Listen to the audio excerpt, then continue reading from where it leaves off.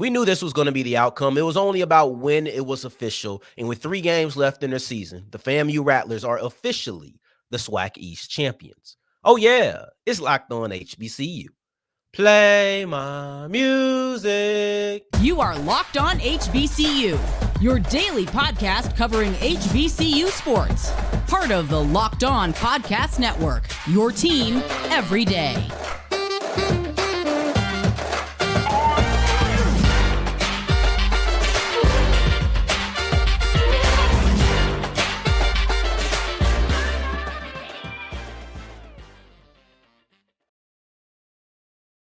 Going on, family? Welcome back to another episode of the Locked On HBCU podcast, your number one daily one-stop shop for everything HBCU athletics, Monday through Friday, part of the Locked On Podcast Network, your team every day. And I, of course, am Darian Gray, a.k.a. the Mouth of the South, Texas Southern alum and former TSU Herald Sports editor and current contributing writer at USA Today's Saints Wire. Thank you for going on this journey with me, making Locked On HBCU your first listen of the day every day. And remember, just because the mic cuts off does not mean that the journey is over. It just means it's time to follow me on Twitter at South Exclusives. Starts with an S and ends with an S. Today's episode is brought to you by PrizePicks. Go to prizepicks.com/lockedoncollege and use the code LOCKEDONCollege for a first deposit match up to $100. PrizePicks, daily fantasy sports made easy. And we're all over the place today. There's no central idea. There's no connectors for real. The first 2 topics are kind of related, but we wrap up the show with basketball talk for the first time in really all season because basketball starts about next week for most teams. Before that, we actually have to recap the Alabama State victory over Alabama A&M because the Hornets played a complete game, and that's why they walked away with the W. But like I said, it's a little bit connected. And what happened first? Alabama State wins. What happened second? FAMU knocks off PV. And with that, we have the biggest takeaway from the weekend, and that's that Florida A&M is officially the SWAC East champions. Now, we knew this was going to happen. Let's be real. It was a matter of time, and we went through these other scenarios, but I feel like for at least a solid month, I've been sitting here really just wondering when it's going to happen. 2 weeks ago, I looked up the clinching scenarios. Once Jackson State lost their second game, I said, you know what? Let's look to see. And that was last week. So 3 games now ago. We're looking at about 2 weeks, essentially, because this is the beginning of the week. So about 2 weeks ago, when Jackson State lost to Alabama State, now I'm looking to see what needs to happen for FAMU to clinch the SWAC East. What I already thought was going to be the case, but let's get it over sooner rather than later. And that was the biggest storyline from our game of the week, Alabama A&M versus Alabama State. There was one scenario in which FAMU clinched the division this weekend. And that was if Alabama A&M lost to Alabama State, check, that happened. And if FAMU knocked off PV at their homecoming, and boy, did that happen. And it was really different, and I was glad that they won it that way. Because FAMU's had some moments where people were like, y'all didn't look too great, you didn't do this, that, and the third. And I thought that outside of a second quarter that was a little bit lethargic, but they ended up scoring towards the end of it. They really handled business, and it was really a definitive win. It was a win where there was no question marks about the team. They showed the ability to run, and I think we're going to look at that a little bit later, maybe in next week. I don't know if we'll fit into this week's content, but at some point in the next week or so, we'll look at FAMU's ability to run the ball because that changes a lot of things for them. But they were able to do that heavy in the third quarter. Very similar to how they did Texas Southern, but it ended up being a 45-7 victory where, hey, this is what a champion looks like. And on a day in which you clinched the championship, you clinched it before it hit triple zeros for you because your game happened after Alabama State. So we already knew what it was well before, and the game was in hand. The game was in hand for a long time, right? But that's the type of victory you wanted when you clinch. You don't want to sneak by like they have at other moments. No, they're saying, look, this is what FAMU does. This is how good FAMU can be. And they did it against a team that was competing for the SWAC West title and still is competing for the SWAC West title. But that's what you're looking at in this game. So I thought that was definitely something that was big. But I'll say this. I'll say this. It's not a moving of the goalpost, but now you've achieved the first mission. Now it's time to look at the second mission. And the second mission for me is, will you go undefeated? You have Alabama A&M next week. You have a game against, I believe, Lincoln in between that and your Bethune-Cookman matchup to wrap up the regular season. So you have the ability, and you should. You are the best team in this conference. I'm just going to be honest with you. There's no reason that FAMU should not be in Atlanta at the end of the year. But you have a game against Alabama A&M. You got to win that game. Lincoln, you're going to win that game. And then you got to go and you got to beat Bethune-Cookman, which I know has given them a little bit of trouble. But the other thing that you look at is who's going to be second. I know it doesn't mean anything for real, but who doesn't want to know the order at the end of the year when it comes to the SWAC East? Alabama A&M, Alabama State, and Jackson State have all played each other now. At this point, they have all played each other. Alabama State is the only team to beat both of them, right? They swept this three-way matchup. I want to crown them so bad. I feel like Jackson State has been the steadiest team, but I feel like, not Bethune-Cookman, excuse me, but I feel like Alabama State is really starting to put it together. I really feel like they're starting to put little pieces together, and I'll tell you why in the next segment specifically for each unit of the team. But right now I can vaguely say I feel as if they've just been able to score more points. They scored 24 and then 31. So they've had their two highest point totals over the last 2 weeks. And if Alabama State puts it together, I do feel like they are the best team. So it's something that I'm excited to watch. Where does Alabama A&M fall out in this? Does Jackson State lose another game? Right now, they're all at 2 losses. So there's no real separation outside of tiebreakers, but I will be very interested to see because they both, or all three, I should say, have some tough games left on their schedule. So those are things to look at now that FAMU has officially clinched the SWAC East. That Alabama A&M game next week doesn't mean as much, but we will highlight it probably on Thursday. I doubt it'll be our game of the week. So, yeah, these are things that we're looking forward to now that FAMU has won the SWAC East. But as we move forward with today's episode of Locked on HBCU, we're going to look at Alabama State's victory, the thing that made this clinching possible this week. There's a reason that we're not looking towards next week any longer. We can look back at the Magic City Classic, and we can look at this game for Alabama State as a complete showing on every single unit.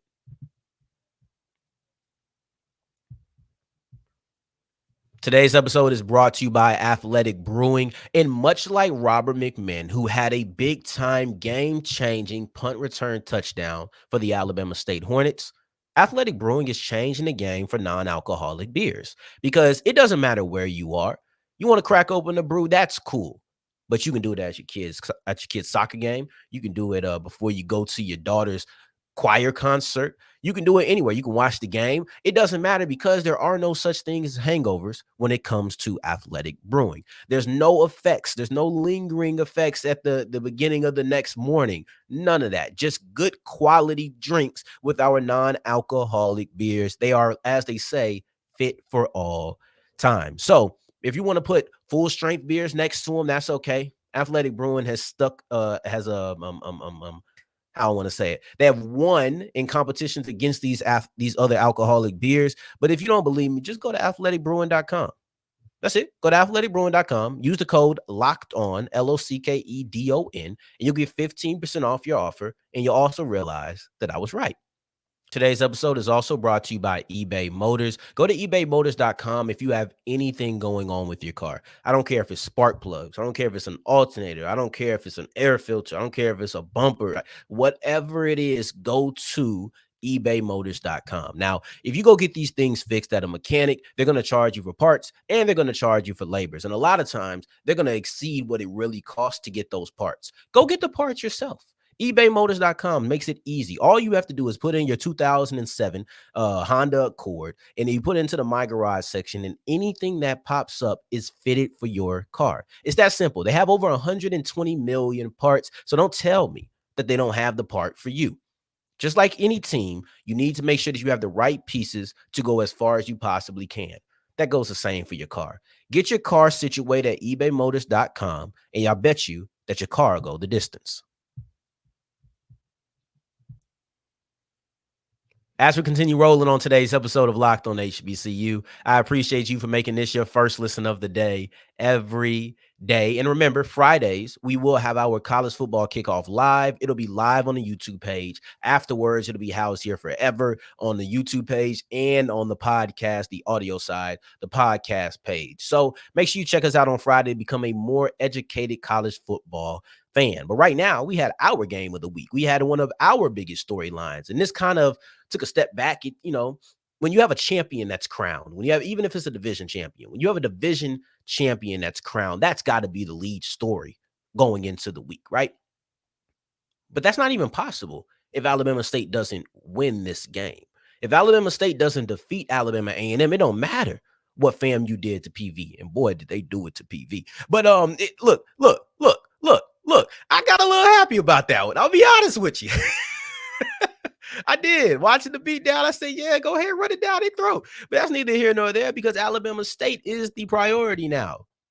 They took a little bit of a step back, but now we're here at our game of the week. And Alabama State was able to win the Magic City Classic because they played a complete game. I've kind of touched on how Alabama State was able to put together some offense more so in these past couple of weeks, but it's deeper than that. It's deeper than that because when I'm looking at Alabama State's complete game, it doesn't even start with the offense. It doesn't even start with the defense, and the defense is the identity of that team. Instead, it starts with special teams because when we talk about a complete win, we're talking about three aspects of the game in which you not just played well, but you dominated. You had 2 touchdowns on special teams. One was off of a block kick, not a punt, but a block like field goal kick, and the other was a return punt. So I personally lean a little bit more towards the blocked field goal that was returned for a touchdown because you took points off of the board as well as putting points on the board in the same play. So I kind of am partial to that. But when you think about Robert McMinn's touchdown punt return, that was a play that when I was watching it live, I'm like, okay, he's shaking. Oh, he's gone. And it was a play that it didn't generate anything. It didn't feel like anything really followed up from it. Neither one of these plays felt like it turned the tide or anything. But it was the first touchdown that Alabama State scored in that punt return, and it was the first score of the day. Both offense was struggling in the first half. And then in that kick return or that block kick return, it was then the play that put them up 10 points. So these were very impactful moments, even if it didn't feel like the offense led the charge afterwards. Now, following that up, got to look at the defense because the defense is the identity of this team. The defense is the thing that makes this team go. If Alabama State were going to be a championship contender, which we know they aren't now, but if Alabama State was going to be a championship contender, it's because of their defense. It's because of guys like Bubba Adams. It's because of guys like Mikey Victor. It's because of those type of players. And it's funny because the plays or the series, I should say, that really had me the most excited about the defense resulted in a touchdown. And even as I was experiencing this, I'm like, man, I am stupid. What is going on here? Like, what's going on here? Because Alabama A&M blocked the punt and they returned it to the 2-yard line. Alabama State had to defend from the 2-yard line, and it took them 5 plays. Took Alabama A&M 5 plays to score that football. That was when I knew, oh, this is really clamped down. And when you take out that, they only scored 7 points. They drove the ball down the field a couple of times, fumble, turnover on downs. But for the most part, they were gifted a touchdown.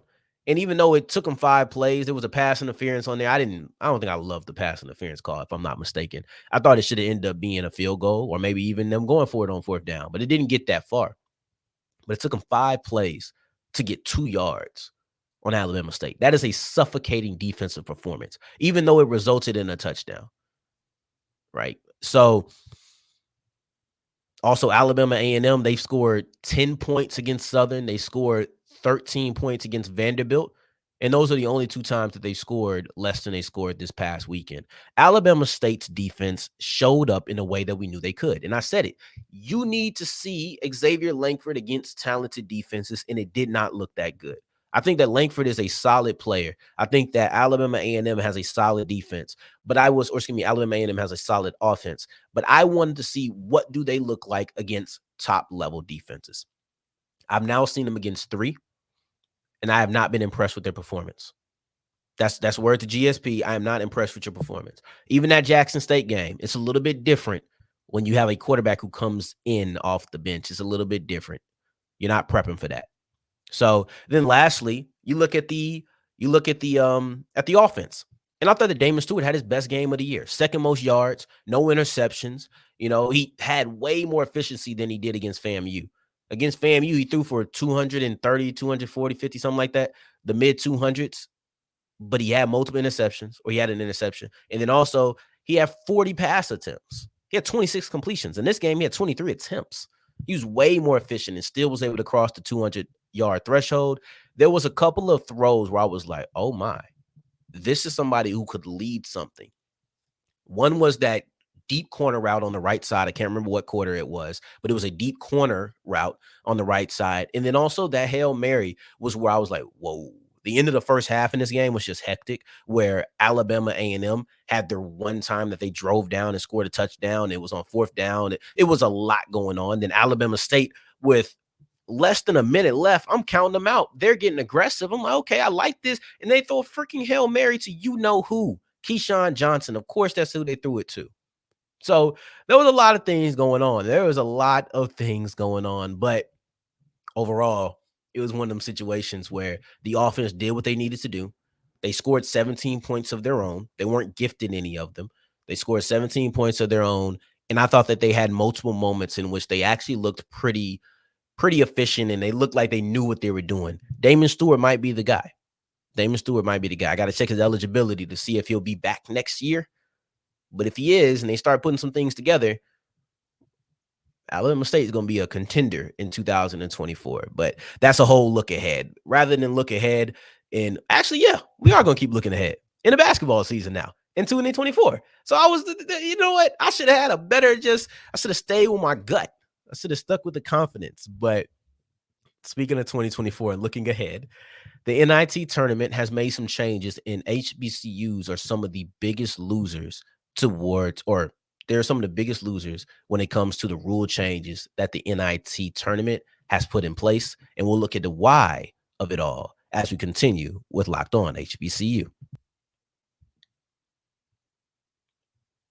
Today's episode is brought to you by PrizePicks, and PrizePicks is daily fantasy sports made easy. Maybe you want to take, and this is how simple it is, maybe you want to take Chris Olave, Michael Thomas. Maybe you want to have more or less receiving yards than a projected total. If you think you know that, that's all you got to do.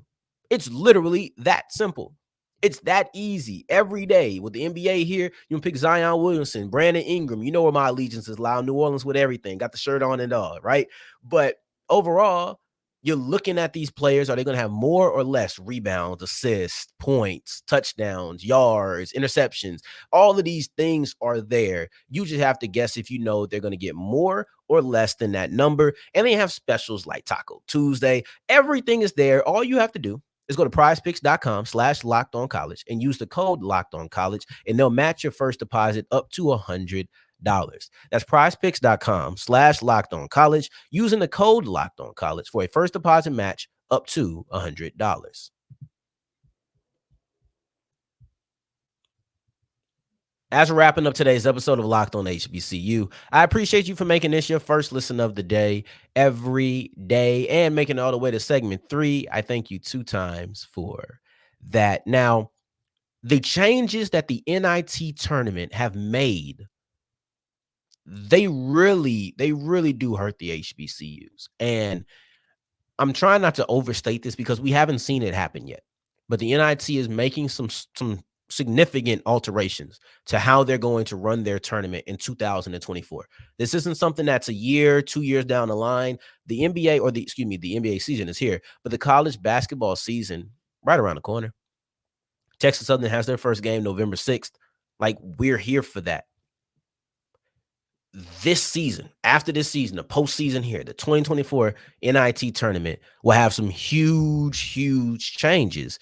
And it means that they might not be, or there probably won't be, any HBCUs in the NIT now and for the foreseeable future, unless they change these rules. Now,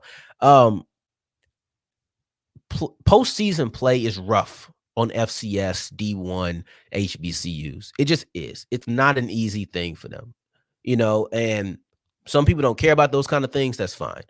But D2 HBCUs get treated way better. You'll see multiple HBCUs from the same conference that'll make the playoffs. On the FCS level, it's difficult. It's difficult. Even if you don't win the MEAC and you got time, even if you don't win the SWAC and you have time, it's just the test that they want you to have is difficult because the out-of-conference schedule typically will consist of a money game. And then you look at the basketball side of things, most HBCU overall records aren't that great. A lot of times they aren't because they'll play teams in the beginning of the season that are there to get the money. Traveling. I bet TSU probably has 5 to 7 away games before they finally play in their arena. Like it's really like that a lot of the times. So it's one of those situations where postseason play just isn't kind because of those other things that HBCUs have to do. And one could say that the NIT really hurts all mid-majors, but I don't know all mid-majors' situations. I know HBCU's situation. That's what I know. So that's what I'm going to speak on. But the reason I make that clarification is because the NIT essentially has removed, let me tell you what the problem is. So NIT has removed automatic qualifiers for teams who won their regular season conference but did not win the tournament. And if you don't win the tournament, you don't get an automatic qualifier into the big dance. So, for example, I believe it was Grambling this year. They won the regular season title, but they weren't able to win the tournament. So that means they were able to play in NIT. Not any longer, though. That's now out of the way. That's no longer an option. And I don't say it's no longer an option, but it's no longer a guarantee. And because it's not a guarantee and the other rules that they put in, it more than likely is not an option either. So the automatic qualifiers are based on net rankings, and they're going to be two teams from these conferences: the ACC, the Big East, the Big 10, the Big 12, the Pac-12, and the SEC. So that's 6 conferences that you're going to take the net rankings of the top 2 teams from each conference that did not make the big dance, and you're going to put them in here. So now the question becomes, what about the other 20 teams? You're still going to base that off of net rankings. And that's not good because a lot of HBCUs are going to take games that are money games. You're not going to win a bunch of them. You might win 1, you might win 2. But overall, a lot of HBCUs do not have good net rankings. I don't know. I would have to sit down and do a real comprehensive breakdown of every single net ranking around the country. And I'm not doing it. But I'm going to take a small leap, not even a leap. I'm going to take a hop to say the ACC, the Big East, the Big 12, the Big 12, the Pac-12, and the SEC probably are full of the majority of the good net scores. If they're going to be the ones who get automatic qualifiers, they're probably also going to have some good net score or net rankings that are a little bit deeper within the conference. Then you have some of the other mid-majors, and that's why I say I don't know their situation, because HBCU ball is not respected, period. Like, let's just be real. A lot of the HBCUs are playing these out-of-conference games to start the year. And because of that, their record is tanking. So then once you get into the actual season, the season that matters for us, it just looks like you're playing bad teams versus bad teams. And that's not impressive. If you see a group of girls or a group of guys, whatever, then you see a bunch of ugly people. Somebody looks the best of those ugly people, but you're not really going to select that ugly person. That's still an ugly person. That's how a lot of times I believe that the NCAA, I believe that they view HBCU competition as the group of ugly girls, the group of ugly guys, and one of them looks better than the other ugly teams. But for the most part, you're playing ugly people. Or you're the really good team playing scrubs. Let's not make it an analogy. You're the really good team that's playing scrubs. And when you're the really good team that's playing scrubs and you're going off of a net ranking system, you're not going to grade out that well. That's the reason that I don't think that in the top 25 polls, HBCUs have much motion when it comes to conference play. Where you are when conference play starts, you're likely going to start and end around there, unless somebody ahead of you loses. So those are the unfortunate changes, and it probably means that you won't see many mid-majors. You probably won't see any HBCUs unless you have a Jackson State 2021 type of 2022 type of season.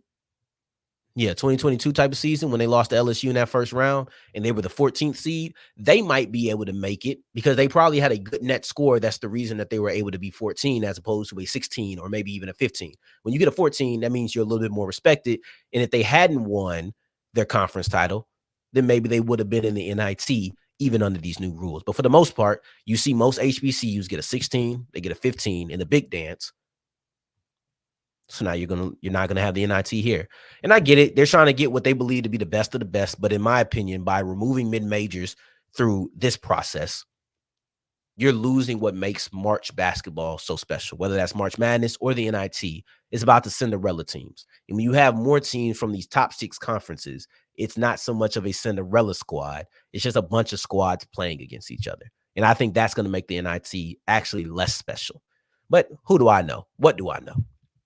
Well, all I know is I appreciate you for making this your first listen of the day every day. And remember, on tomorrow's episode, we'll be back. I'm not sure if we're going to do Ladarius Owens tomorrow. We got a lot of subjects, a lot of topics, and I'm having difficulty picking them. I got 8 topics coming in a week. We just knocked out 3, so I got 5 more trying to pick out the order. I'm just letting y'all peek behind the curtain and see the decision making. But we'll be back tomorrow, likely looking at, I ain't even gonna guess it. But I appreciate you nonetheless. I'll hold the mystique. And I appreciate you for making this your first listen of the day every day. Until the next time that we hear each other, family, take care. Stay blessed. Peace.